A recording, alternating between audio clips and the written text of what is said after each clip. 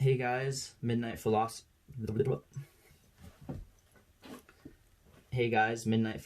here, and I'm here with my beginner's guide on how to deal with spools and how to pick the master lock 911. Hopefully it'll help some people out. First thing I wanted to go over is the spring-loaded tension. That won't get released until you release the shackle, and it is really strong, so it's quite the obstacle when learning to pick this lock. You can try to pick it with the shackle open, that will relieve the tension. I was too stubborn to do that, and I insisted on picking it with the shackle closed, and I could not get this thing open for weeks. And finally I managed to figure it out, and I'm going to share with you guys one thing I realized is with this really low cut pin here and this high cut pin here, it's easy to overset it. It's very difficult to get the proper sets unless you have the right tool. And so you can measure your tool along the key and see that it fits, and I can reach up there without oversetting one. I can also reach up there without oversetting one, so this tool will work. Now when I pick this, I like to start off by just kind of feeling and tickling around, and I also notice there's kind of like a little bit of slop on this core, and I know there's all spools in here, and when you have all spools, that's very common that you're gonna see the core just flopping back and forth.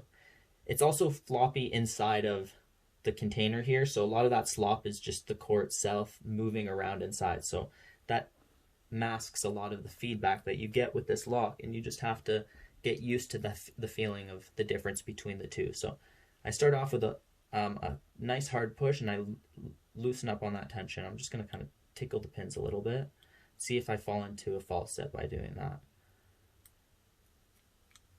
As I do this, I kind of map out the lock in my mind, and I'm pretty sure I just fell into a false set right there. So I'm going to start at the very back. I'm going to scrape my pick along the back till I find pin 5. I do that by doing this, and I'll feel it sticking up a little bit. Then there it is. I'm going to put the tip of my pick right on top. I'm going to push, and there's a little bit of counter rotation. I don't want to go too hard because I don't want to overset. I think I did a little bit. I'm just going to lighten up and just maybe check 4, and maybe it'll click back into place. I'm going to check 5 again, loosen up. Okay, there we go. I'm back in the false set. I've only really touched 4 and 5, so I'm going to check those two one more time. 5 feels set. 4 feels set. Okay, now we're going to check 3. 3 feels set. I just clicked them into place. I got a little bit of counter rotation on it. 2 clicks into place, got counter rotation on him, and 1 very tightly binding, and let's try not to lose. I'm twisting my pick so I don't lose this. Very easy to do this with this lock. So keeping that pressure there. Come on, there we go. Reposition and continue. Loosen a little bit up on the tension and just see what happened with 1 here.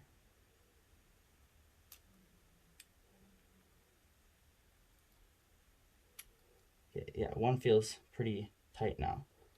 Now 2, again, twisting the pick.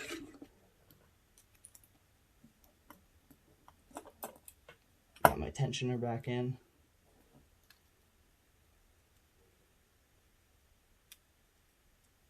Just checking to see if I lost anything and also if I feel any. So 1 is very stiff right now. I'm going to go all the way to the back. I don't want to fling this tensioner out again, so check to see if I lost anything back here. Yeah, 5. Okay, 5, I got a click, but he's again overset slightly, or there we go. And we are open. Open, and that's all it took. Just kind of feeling the pins one by one. One thing I'll mention about this lock is I broke the retaining screw, so I mean there's no way to actually get this open anymore, so I'll show you guys in a second, but let's do it again with another lock I can actually open. This one has much fairer bitting. If you look at the key here, hopefully that's in the frame, and it does work, so we're gonna try here. I will say this lock didn't give me nearly as hard of a time as the first one. Not sure why, probably the bitting is the main reason. But But yeah, same approach. I just kind of lightly, I'll maybe start with a little push to kind of push, encourage them to get into position, cause one to bind, but then just really light tension the whole time. I like to always start from the back there and feel for pin 5 the way I showed earlier, and there I got a little click on 5. I'm just making sure that he feels set. Yeah, it feels set. So now I'm going to go to 4. There, a little click on 4, feels set. 3, there, a little click on 3, feels set, and I'm getting counter rotation every time. This time, oh, hopefully I didn't lose it. Let's keep that turned there. Oh, I think I'm losing it. If I lost it, it's no big deal. We'll just do it one more time. We'll feel where I'm at. Hopefully I didn't lose any of the false set. But it's very easy to lose the tensioner with this lock, especially with using light tension. So going from the back here, 5. Oh, definitely overset him. Okay, now I'm in a false set for sure though. I eased up my tension.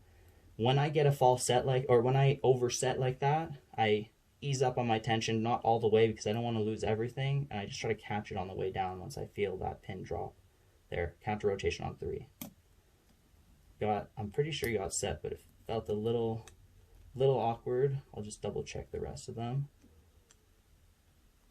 And 1 feels set. We'll work from the back one more time. 5 feels set. 4 feels set. 3 feels set. 2, there we go. And we are open. That was the one that was holding us up. All right, so let's take this apart really quickly. I'll get this guy out of the way here, and I'll show you guys why I broke it in a second. I have my Allen wrench, and just for anyone who's curious, the size is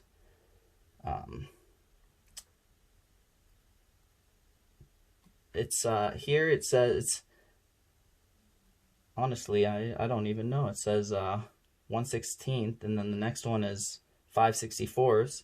The next one is 3/32. The next one is 7/6. But I mean, it seems like there's less numbers here than. Okay, if anybody can explain that to me, because I see. Oh, never mind. Sorry. It is 3/32, or no, sorry, it's 7/64. My apologies for that little brain fart. Okay, 7/64 sized Allen wrench goes into the keyway here. You turn it, and if you notice already, there's some slop on this. It doesn't come like that, and that's why I broke it. I was trying to tighten it to the point that it wasn't so sloppy, and I actually broke the head off thinking like, oh, of course it can tighten that much. Like, why isn't it tightening more? And so don't do that. If anybody has any suggestions on how I can fix that, feel free to let me know. I'd appreciate that as well. And get the core out of here. All right. A little trick for removing these C-clips. This one makes it pretty easy because it has a little bump right there, so it does all the work for you. So all you really have to do with this guy is, oh, we're picked, so I need to close them up. I have the key, so just close them up, and then it makes it, holds itself there. And then you want to find just the edge of that C-clip, and you can push him off just like that. He'll kind of push himself off, and you can work him back and forth if he goes too far, and you'll see him starting to come off here. Of course, now if I'm trying to catch it on film, it's not working as nicely. So I'll show you the other way, as I'll put my thumb and block it while I try to push back. I usually do it from the other side, so we'll see how well it works this time. So I'll do it from the other side. Push this way. Put my finger right there. Now I feel like I have a better angle to get this. There we go. See? That's how I find the most success getting these things off. Now, get the key in here. Turn it sideways, and the key pins up, and there's little holes here. So if you turn too much, you're gonna get, you could potentially drop those key pins out. So just be careful of that. Turn it sideways. I'm using a little pen, the back of a pen as a follower, and I'm just gonna line this up with the Bible so it doesn't come shooting out as I do this. Got this. good to go. Get these, oh, I already shot one out. That was number 4. Get my pinning tweezers. Number 4. Number 5. Pretty long. Number 3. Number 2. And number 1. So those are the key pins. Now driver pins. We'll start with number 1 here.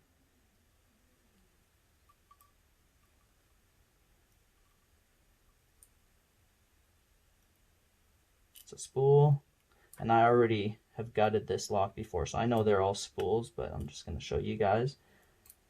And so those little edges at the top of the spools and the bottom are what causes the counter rotation as you push up from that middle section there. Here we go. Get these springs out of here.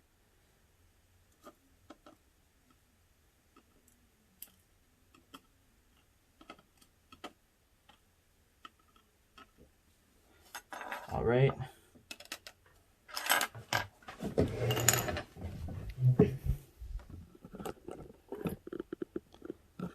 Zoom in a little bit, sorry guys. Anybody's getting seasick. So if you look at the spools, the tops and the bottom of the spool are what's causing it to create that counter rotation.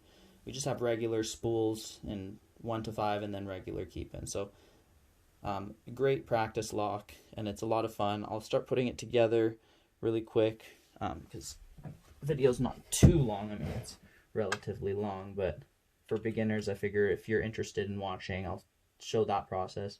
Pinning tweezers makes this 1,000 times easier. So once you get the springs in, I like to start with that. I'll maybe get the first 3 springs in, just like that, and then I'll work to the other side. The next 3 springs in, but I start from the end because I don't want to put anything here. That's slot 6, and we just have this core pinned up to 5, so we don't want to occupy this last space.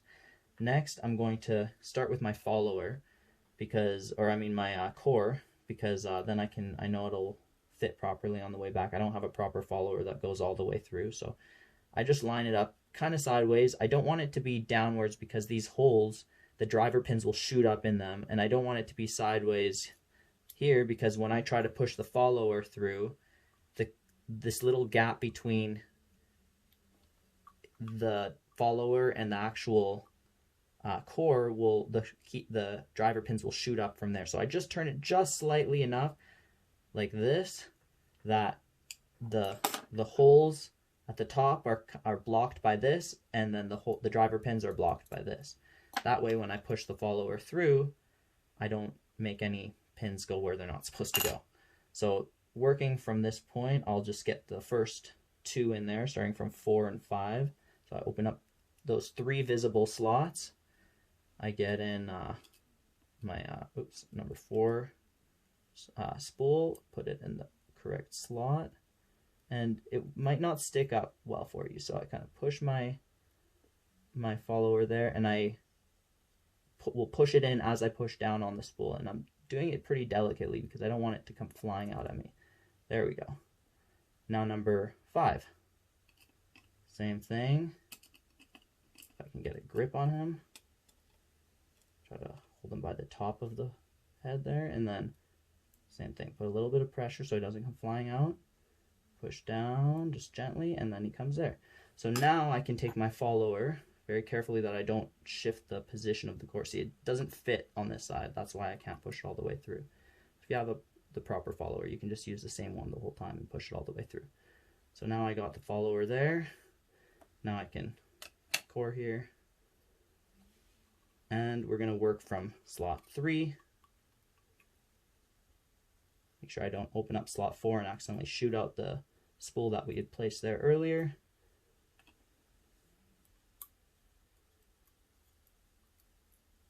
Slot 3, once I get the spool in position, I'll push down on him and my finger into position that I can actually push on this homemade follower a little bit better.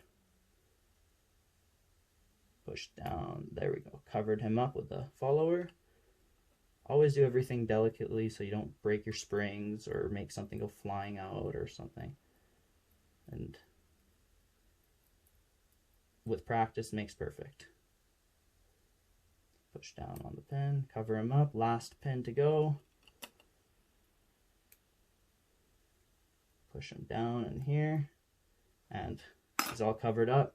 Now all I have to worry about is my key pins. If I want to make sure that I have the correct ones, I can put my keys inside the lock as I put it in, and the key pins will line up flushly with the top here with the shear line. So we have number 1. Make sure that you always put the pointy side downwards, because there is a difference between the sides for the key pins. Number 2, number 3, that's the pointy side. Number 4, and as you can see, the key pins, line up flushly with the top here. And number 5, and he is reversed. There we go.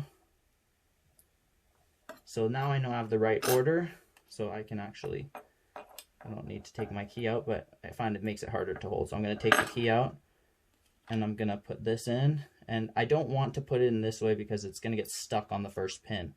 So I want to turn it sideways. Again, I want it to be sideways to the point that this part of the core is blocking the driver pins, and then this part of the shell is blocking the key pins. So that way I don't accidentally mix or match anything that shouldn't be mixed or matched. Just like that. And locked back up. Now before we test it with the key, I'm going to put on this C-clip so that way I don't accidentally pull it out once I get it unlocked. And there it is, back in its place. Make sure that little notch is in the middle there. We're going to put the key in, and it rotates. We got the right order. Everything is good to go. All we have to do is put it back in the lock and close it back up. I just want to show one last thing really quickly, is how I broke my last lock. So I put this screw in, try to tighten it up. I mean, it's pretty obvious. I used the Allen wrench that I couldn't figure out the proper size for before. A major brain fart there. And I'll just show you what I'm talking about, the slop and how tight it is. Like it's already starting to tighten up this key, and there's like a lot of slop here, sorry, as you can see. So don't overdo it. You're just gonna have to deal with that slop once you get it open once. It's just gonna be part of this lock. So maybe keep going until you hear a little click like that. Like don't go past that, and that's gonna have to be good enough. Anyways, that's my guide on how to deal with spools. Thank you very much for watching. Master Lock 911. And pretty soon I'll have a video up on these guys and how to deal with some serrated pins. So feel free to check that out. Any comments or feedback or suggestions, feel free to let me know in the comments. And thank you very much for watching. Have a nice day. Take care. Bye.